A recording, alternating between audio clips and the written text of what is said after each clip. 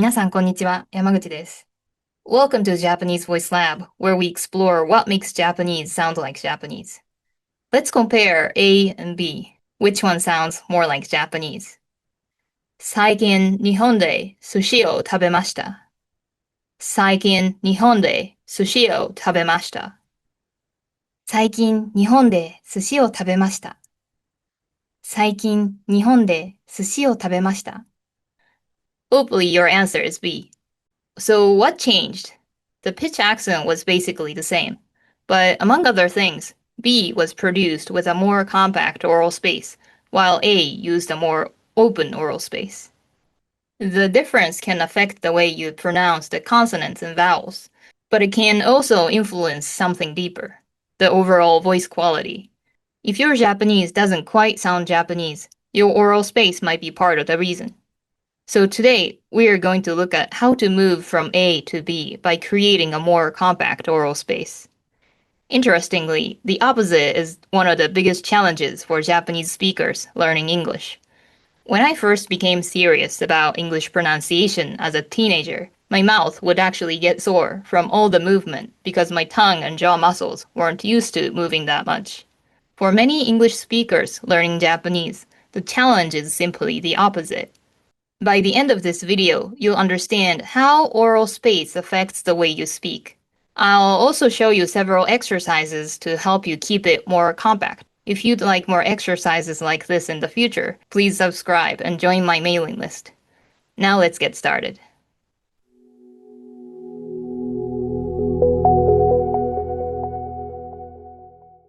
What is oral space? Simply put, it's the open space inside your mouth, the space filled with air. If you've never thought about oral space before, becoming aware of this empty space might not be so simple, so here are two experiments. First, imagine you're taking a big yawn. You can sense your mouth opening up and the space expanding. This is near one end of the continuum, a very large oral space. Next, imagine you're swimming. Hold your breath and close your mouth. As shown in this figure, your oral space becomes much more compact. Alternatively, you can try swallowing some water. This is near the other end of the continuum, a very small oral space. In general, Japanese is produced with a more compact oral space than English. One factor may be the number of vowels. Look at this vowel area diagram. The dots represent the highest point of the tongue for each vowel. English has a fairly large number of distinct vowel sounds, while Japanese has just 5 basic vowels. And fun fact? Recent MRI data suggests that the traditional vowel diagram for Japanese doesn't fully reflect where the tongue actually moves during Japanese vowel production. Anyway, English uses a wider range of tongue positions and oral configurations to keep those vowels distinct. With only 5 basic vowels, Japanese can maintain its vowel contrast without requiring such a wide range of oral configurations. In fact, it's not really difficult to say Japanese vowels with your teeth clenched. I-U-E-O, I-U-E-O. Of course, there are individual differences, but if you are an English speaker learning Japanese, I actually recommend aiming towards the extreme end of the Japanese compactness. Why? Because you're trying to counteract a deeply established articulatory habit. If you only try to make it a little more compact, you'll probably undershoot. So for training purposes, I'd say, go all the way.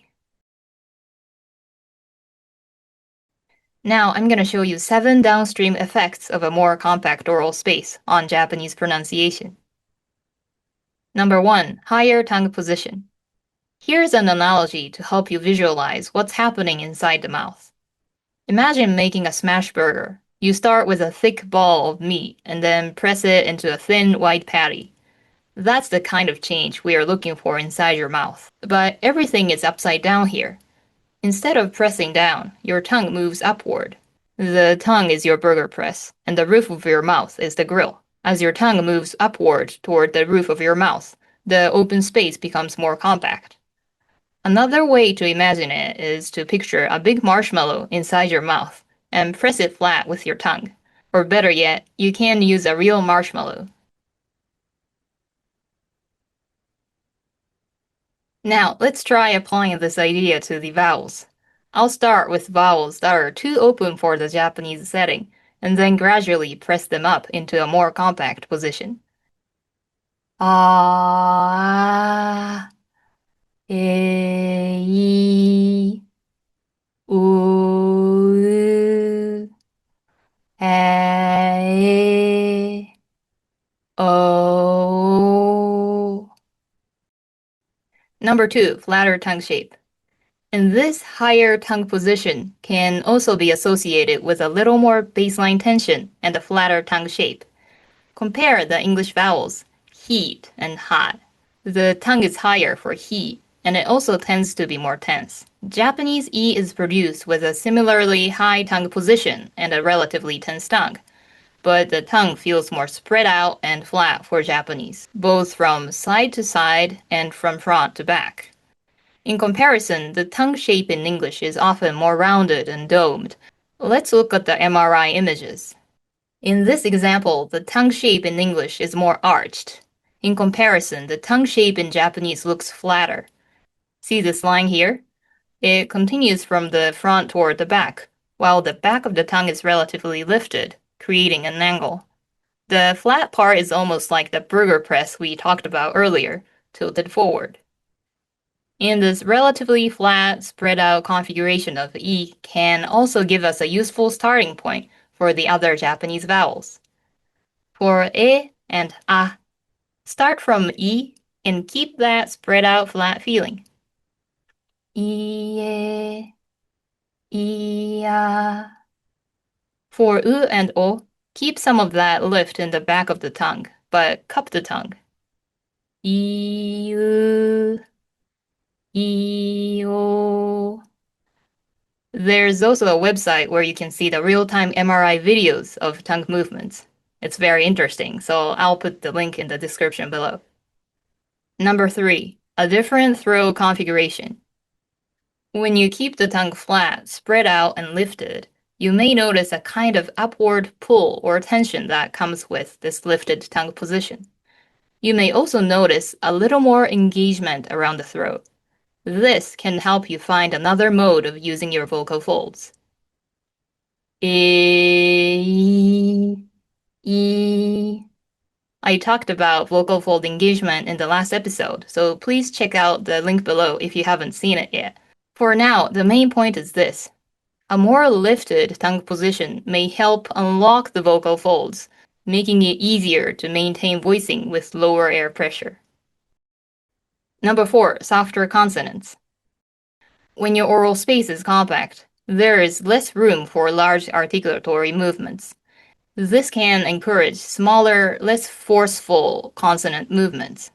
English consonants are like superstars. They stand out. They have to because English has words like twelfths and stretched. You need to be able to distinguish those consonants clearly. In comparison, Japanese consonants are like ninjas. We know they are there, otherwise we wouldn't be talking about them, but they don't show themselves in broad daylight as much. Instead, they often work closely with the following vowel, giving it a certain color. They play more of a supporting role. For example, Japanese p, t, k are generally less aspirated than their American English counterparts. It's more of a soft, quick contact, touch and go rather than an explosion. And it's not just P, T, and K. English consonants often involve larger tongue movements, which can temporarily open up the oral space. Ta, da, na, ka, for example. For a Japanese learner, the effort to maintain a compact oral space can encourage smaller, more subtle consonant tongue movements like ta, da, na, ka, instead of ta, da, na, ka. Number 5, more stable vowels. A compact oral space also limits the range of tongue movement during vowels. Here's a YouTube video comparing English-style ra-ri-ru-re-ro and Japanese ra-ri-ru-re-ro. These images were made using an ultrasound probe placed under the chin. The pink moving shape represents the tongue. Ri, ru, ri. Isn't it striking how different the tongue movements are? Here, the English tongue tends to move more dynamically, even within a single vowel. This can contribute to shifts in quality, almost like ray, ro, rather than the more stable re, ro. It's like a squirrel constantly getting ready for its next move. In comparison, the Japanese tongue tends to maintain a more stable shape and position. There's that flat line we talked about earlier, too. The tongue doesn't move around as much during the vowel. Rather than a squirrel, it's more like a bear in hibernation. This hibernating bear is a fun analogy from a Japanese singing coach I like. According to him, this can cause problems when Japanese speakers learn opera-style singing. But for Japanese pronunciation, that stability can actually help you sound more natural. Number 6. Faster transitions between vowels. A compact space can mean less distance for the tongue to travel between vowel positions. That can make the transitions between vowels quicker and more economical. And this matters because Japanese tends to have more vowel-bearing units in the speech stream than English. For example, thank you has 2 syllables, whereas arigato has 4 vowel-bearing units. So if you want to speak Japanese clearly and efficiently, you don't want your tongue traveling farther than it needs to between each vowel. In fact, a Japanese speech coach I like recommends that you don't open your mouth too much in order to speak clearly. Number 7, more stable lip position. For the kind of compact setting I'm describing, the lips also tend to stay relatively stable. They tend to remain relatively closed, with the corners naturally pulled slightly to the sides, similar to the position of I-Vowel. This can sometimes make it harder for English speakers to make out Japanese sounds from watching the speaker's lips.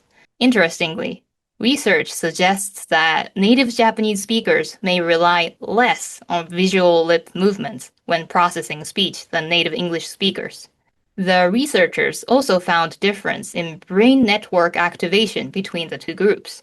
Anyway, from a pronunciation perspective, keeping your lips relatively unreadable can be useful. It can help you avoid the unnatural sounds that can come with the excessive lip movements, like overly strong M sounds, which can also open up the vowel, making something like masu sound more like mas, or an U sound with too much lip rounding, which can pull the tongue too far back towards the English U rather than Japanese U. Lastly, there's another interesting effect I've noticed. A narrower passage in the vocal tract seems to give an airy voice a little more substance. My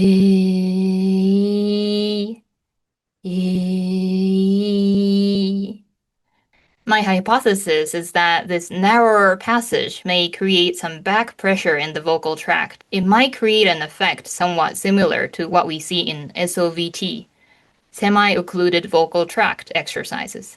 But this is just a hypothesis of mine at this point. How do we actually train more compact oral space?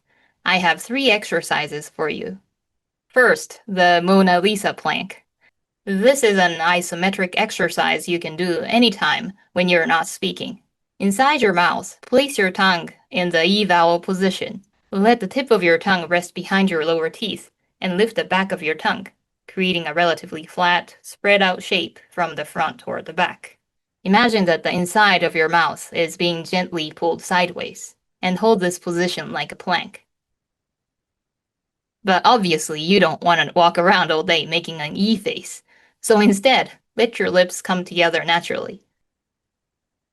You'll probably end up with an expression similar to the famous painting of the Mona Lisa. The corners of your mouth are pulled slightly outward and upward. Not a big smile, but there is a little bit of horizontal tension across your lips. Holding this position helps you practice keeping your tongue higher while also keeping your jaw and lips from moving too much. The second exercise is what I call knee push-ups. We're gonna practice ni. It's one of the sounds that English speakers fail to consistently nail. Ni, ni, ni. Keep that compact feeling from the Mona Lisa plank and do little push-ups with your tongue. Use the blade of your tongue to make a broad contact with the roof of the mouth. The tip stays resting behind the lower teeth. After making contact, gently release and shift into I. Ni, ni. Keep your tongue feeling flat and spread out. Ni. Small space, small movement. The final exercise is the I-Vowel freeze. For this exercise, we're gonna practice all the sounds in the I row. いきしちにひみり E is especially useful because it gives you a clear sense of a compact oral space and a flat, spread out tongue shape. Say these sounds while keeping that compact feeling as your reference point. Think of E as an anchor. When the E row sounds appear in a sentence, returning to that really compact space reminds you what a compact oral space feels like. So whenever your Japanese vowels start feeling too open, come back to E. Find that compact space. Then let your tongue move just enough to make the vowel you actually want, and then speak from there. I hope this video helps you think about Japanese pronunciation from a different angle rather than just thinking, listen and repeat. And respect to everyone learning Japanese as a foreign language. Honestly, I don't think I'd have the patience to learn it myself if it weren't my mother tongue. Thank you for watching, and thank you to everyone who left comments on the last video. I really appreciate it. If you enjoyed the video, please like it, subscribe, and join my mailing list. And if you've already signed up but haven't received the confirmation email, please try signing up again. It should reach you this time without ending up in your spam folder. I fixed it, I think. See you in the next video.